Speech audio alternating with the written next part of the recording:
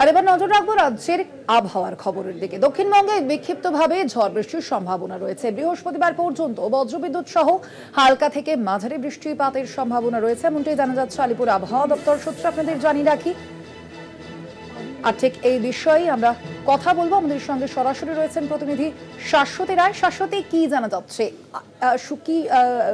আলিপুর আবহাওয়া দপ্তর সূত্রে কি খবর রয়েছে, কি আপডেট পাচ্ছ? একেবারে স্বর্ণালী, যেমনটা খবর মিলছে যে ইতিমধ্যে একটি সক্রিয় ঘূর্ণাবর্ত রয়েছে উত্তর পশ্চিম উত্তরপ্রদেশ থেকে পূর্ব বাংলাদেশ পর্যন্ত, এবং তার থেকে একটি অক্ষরেখার অবস্থান যেটি ইতিমধ্যে উত্তরপ্রদেশ, ঝাড়খণ্ড এবং গাঙ্গেয় পশ্চিমবঙ্গের ওপর দিয়ে বিস্তারিত, যার প্রভাবে প্রচুর পরিমাণে জলীয় বাষ্প বঙ্গোপসাগর থেকে প্রবেশ করছে এবং অনুকূল পরিবেশ তৈরি হয়েছে বৃষ্টি হওয়ার। গরম এবং অস্বস্তি আজ এবং আগামীকাল দুপুরের দিকে থাকলেও বিকেল থেকে বৃষ্টির সম্ভাবনা জারি। বিশেষত পশ্চিমের জেলাগুলির ক্ষেত্রে কমলা সতর্কতা জারি করা হয়েছে আজকের ক্ষেত্রে।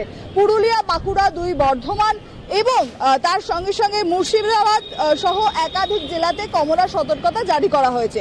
এর পাশাপাশি দক্ষিণবঙ্গের বাকি জেলাগুলিতেও জারি রয়েছে হলুদ সতর্কতা। 40 থেকে 50 কিলোমিটার বেগে ঝোড়ো হাওয়া বইতে পারে দক্ষিণবঙ্গে। ভারী বৃষ্টিপাতের সম্ভাবনা রয়েছে উত্তরবঙ্গের ক্ষেত্রেও। সেক্ষেত্রে দার্জিলিং, কালিম্পং এবং উত্তর দিনাজপুর, মালদাতে ভারী বৃষ্টির পূর্বাভাস দেওয়া হচ্ছে।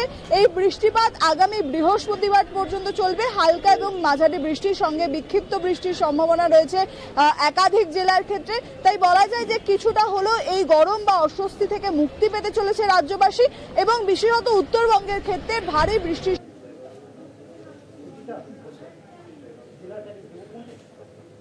দক্ষিণবঙ্গে বিক্ষিপ্তভাবে ঝড় বৃষ্টির সম্ভাবনা রয়েছে আলিপুর আবহাওয়া দপ্তর সূত্রে, এমনটাই জানা যাচ্ছে। আপনাদের জানাবো বৃহস্পতিবার পর্যন্ত বজ্রবিদ্যুৎ সহ হালকা বৃষ্টিপাতের সম্ভাবনা রয়েছে, যেমনটা জানাচ্ছিলেন আমাদের প্রতিনিধি শাশ্বতী রায়। শাশ্বতী, যেমনটা বলছিলে তুমি।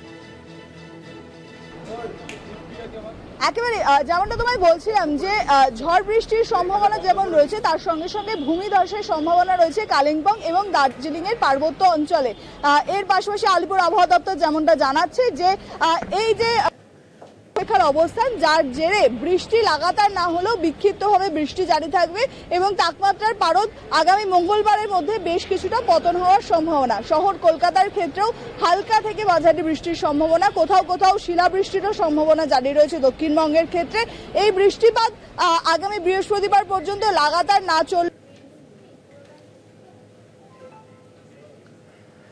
একেবারে আপাতত ধন্যবাদ তোমায়। আমরা কথা বলছিলাম, আমাদের সঙ্গে সরাসরি ছিলেন প্রতিনিধি শাশ্বতী রায়।